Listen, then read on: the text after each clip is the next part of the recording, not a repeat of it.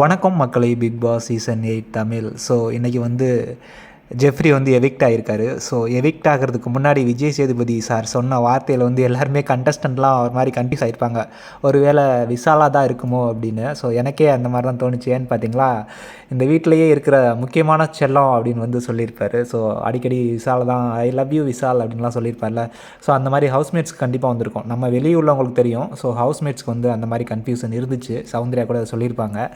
So anyway Jeffrey வந்து வெளியே வந்துட்டார். ஸோ ஜெஃப்ரி வெளியானது வந்து ஃபேரா அன்ஃபேரா அப்படின்னு பார்த்தீங்கன்னா ஃபேர் தான் எனக்கு தெரிஞ்சு. பட் ஹாப்பியாக என்னன்னு கேட்டிங்கன்னா அது மிக்ஸ்டு. ஏன்னா ஒரு கஷ்டப்பட்ட குடும்பத்துலேருந்து வந்த பையன். ஸோ அட்லீஸ்ட் ஒரு மணி பாக்ஸாவது எடுத்துகிட்டு போயிருக்கலாமே அப்படிங்கிற ஒரு எண்ணம் எனக்கு இருக்குது. அண்டு வந்து ஜெஃப்ரி ஏன் எலிமினேட் ஆனார் அப்படின்னு பார்த்தீங்கன்னா, நிறையா பேர்கிட்ட வந்து ஒரு உண்மையாக இருந்திருக்கலாமோ ஜெஃப்ரி. ஸோ நிறையா பேர் அன்புலாம் கொடுத்தது வந்து மித்தவங்களுக்கு கொடுத்தது வந்து பொய்யா அந்த மாதிரி இருந்திருக்கலாம். பட் ஜெஃப்ரிகிட்ட வந்து எல்லாருமே பழகுனது வந்து கன்ஃபார்மாக வந்து ஜென்யூனாக தான் பழகுனாங்க. ஈவன் இந்த சௌந்தர்யாவாக இருக்கட்டும், ஃபஸ்ட்டு பழகுன சத்யாவாக இருக்கட்டும், சத்யாலாம் வெரி ஜென்யூனாக இருந்தார்.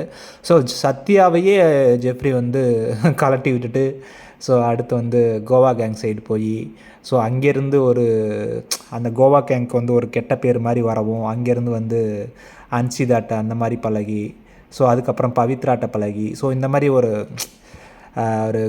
அவங்க ஜெஃப்ரியே வந்து யாரையும் நம்பினவங்களுக்கு வந்து ஒரு நம்பிக்கை இல்லாமல் இருந்தது தான் அவருடைய கேமோட ஸ்பாயில் பண்ணிட்டாருன்னு நான் நினைக்கிறேன், என்னோடய பார்வையிலேருந்து. அது மட்டும் இல்லாமல் கொஞ்சம் ஓவர் ப்ளே பண்ணுறது. ஸோ இந்த மாதிரி கேம்ஸ்லாம் பார்த்தீங்கன்னா வந்து அன்ஃபேராக நிறையா கேம்ஸில் அன்ஃபேராக விளாண்டது.